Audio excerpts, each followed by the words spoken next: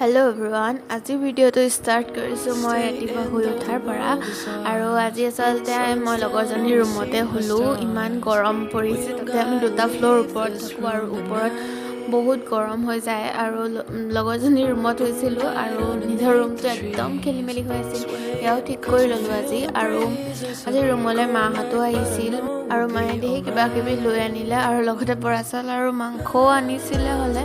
আৰু মই মাহঁতলৈ কিবা কিবি অৰ্ডাৰ কৰি দিলোঁ আৰু মাহঁত যোৱাৰ পিছত অলপ শুই পেলাই আবেলি হৈ গ'ল উঠোঁতে আৰু অলপ ওলাই আহিলোঁ মনটো ফ্ৰেছ লাগিবলৈ আচলতে শুই উঠাৰ পাছত মনটো বৰ কিবা এটা ভাল লাগি নাথাকে সেইবাবে অকণমান ওলাই আহিলোঁ লগৰকেইজনীৰ লগত আৰু